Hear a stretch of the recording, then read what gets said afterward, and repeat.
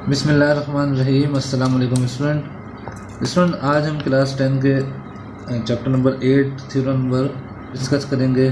तो आइए चलते हैं थ्योरम की स्टेटमेंट की तरफ। स्टेटमेंट है in an obtuse angle triangle. अब सबसे पहले तो ऑब्ट्यूज एंगल ट्राइंगल में बता देता हूँ कि कैसा ट्राइंगल होता है।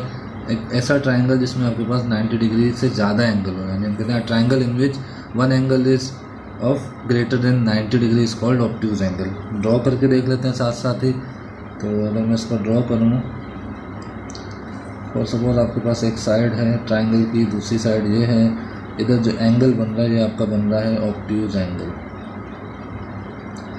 ठीक है। और उसके बाद आपकी नेक्स्ट साइड जो आपकी होगी थर्ड साइड, वो आप इसको ज्वाइन करके बना देंगे, ठीक है। लेबलिंग भी कर देते हैं साथ ही, ए बी और सी। ये आपका होगी ऑब्ट्यूज एंगल ट्राइंगल। तो क्या लिखा है, in an obtuse angle triangle the square on this side opposite to obtuse angle. Obtuse angle की अपोजिट साइड कौन सी है, बी सी। तो इसका square is equal to the sum of the squares on this side containing the obtuse angle, ठीक है। इसके side का स्क्वायर, इस साइड का स्क्वायर इक्वल है किसके, जो आर्म्स हैं ऑब्ट्यूज एंगल्स के, उनके स्क्वायर के सम के बराबर। Mean A B square plus A C square. फिर यहीं पे स्टॉप नहीं हुआ, आगे कहना है टुगेदर विद। टुगेदर का वर्ड यहाँ यूज हुआ है एडिशन के लिए, कि आपने फर्दर कुछ ऐड करना है। Together with twice the rectangle. किसका ट्वाइस करना है आपने, रेक्टेंगल का।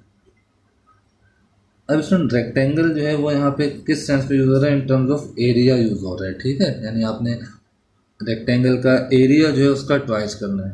अब जब एरिया ट्वाइस करना है आपने, तो एरिया के लिए रेक्टेंगल की डायमेंशंस और साइड्स होनी चाहिए।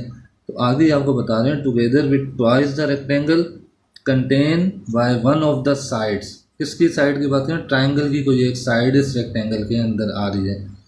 और सेकंड क्या करें, and the projection on it of the other, और उसके ऊपर जो दूसरे की प्रोजेक्शन आ रही है वो। अब यहाँ पे अगर मैं कहता हूँ फॉर सपोज प्रोजेक्शन बनाऊँ मैं, तो ए सी की प्रोजेक्शन ड्रॉ कर देते हैं। यहाँ पे एक परपेंडिकुलर लाइन आपने ड्रॉ की, उसको आपने यहाँ पॉइंट डी कंसीडर किया और ज्वाइन कर दिया ए डी के साथ। तो ये जो ए डी है ये आपकी प्रोजेक्शन है। तो आपकी जो रेक्टेंगल की साइड होगी बेसिकली वो हो गई एक बी ए और डी। इस प्रोजेक्शन को मैं कह देता हूँ ये एक्स है आपका। बेसिकली आपका जो एरिया बनेगा वो क्या होगा, B A into A D. इसका आपने करना है ट्वाइस, ठीक है। तो स्टेटमेंट क्या है, बी सी का square is equals to A B square plus A C square plus 2 time B A into A D, ठीक है। ये आपकी स्टेटमेंट है जो आपने प्रूफ करनी है। अब कुछ और लेबलिंग करते हैं यहाँ पे, लाइक साइड्स को लेबल कर देते हैं। वर्टेक्स की अपोजिट साइड स्मॉल ए से लिखी जाती है।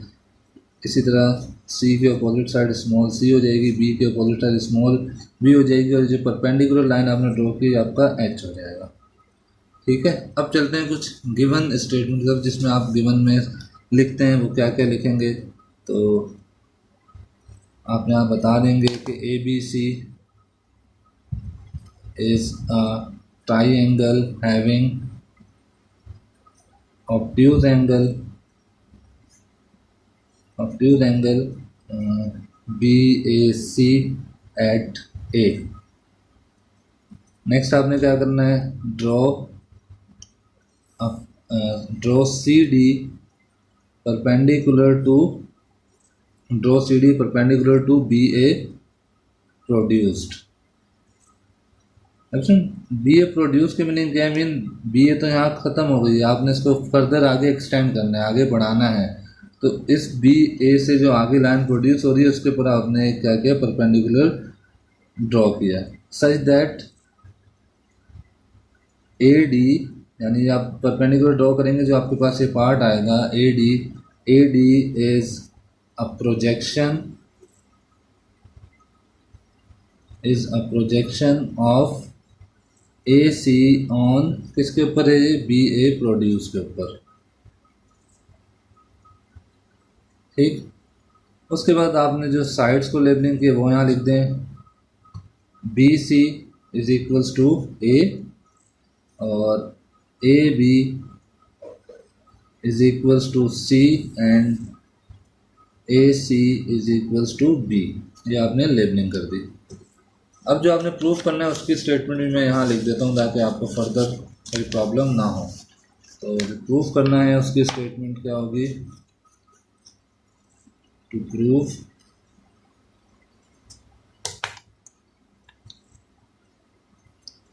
B C square is equals to A B square plus A C square plus 2 time sides of the rectangle, ठीक है, ये भी ये हमने प्रूफ करना है। अब चलते हैं इसके प्रूफ की तरफ।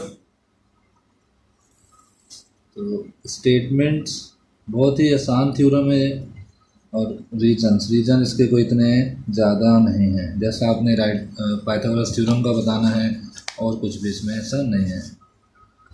ओके स्टूडेंट, अब यहाँ पे जो हम ट्राइंगल कंसीडर कर रहे हैं, सबसे पहले right angle triangle, in right angle triangle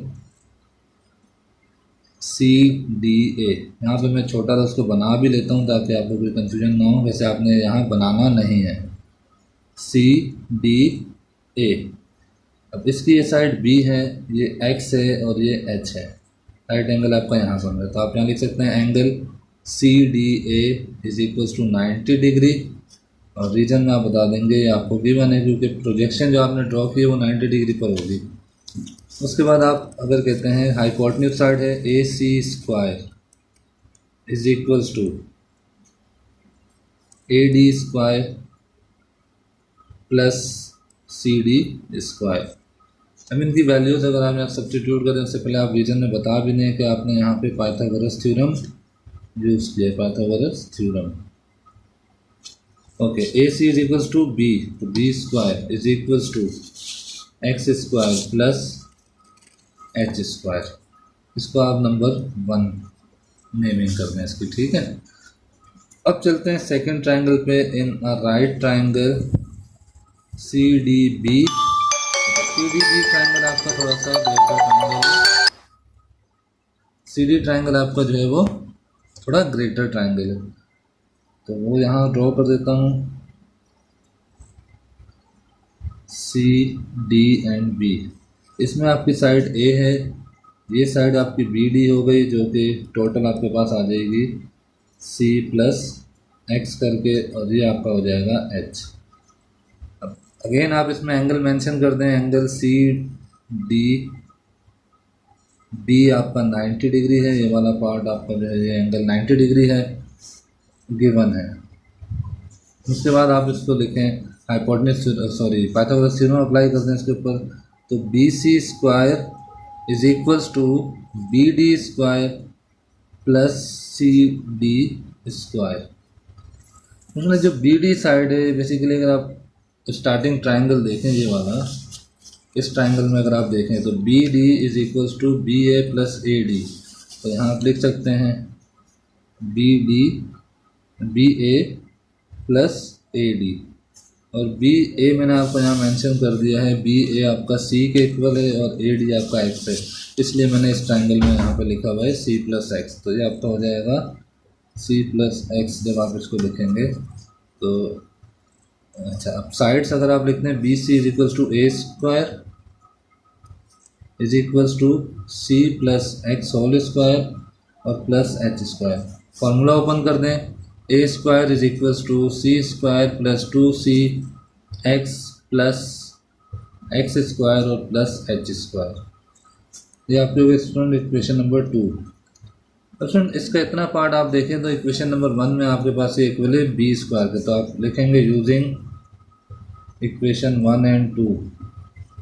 आप यहाँ क्या लिख सकते हैं स्टूडेंट, अगर आप 1 और 2 को ऐड कर दें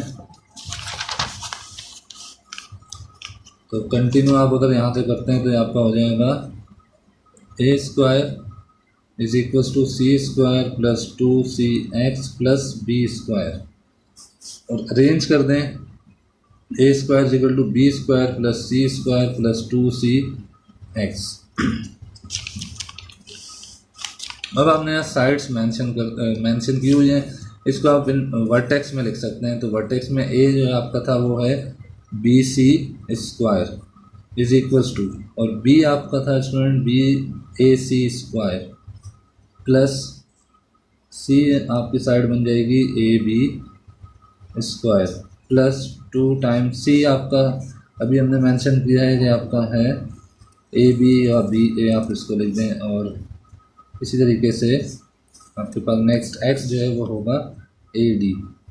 तो ये आपकी थ्योरम की स्टेटमेंट प्रूव हो गई यहाँ पर कि अपोजिट साइड किसकी है, ये ऑब्ट्यूज एंगल के अपोजिट साइड, उसका स्क्वायर इक्वल है उन दो साइड के जिनसे वो ऑब्ट्यूज एंगल बना हुआ है प्लस ट्वाइस द रेक्टेंगल। ठीक है स्टूडेंट, आई होप कि आपको ये ईजिली समझ आ गया होगा। इंशाल्लाह नेक्स्ट थ्योरम नेक्स्ट वीडियो में करेंगे। अल्लाह हाफिज़।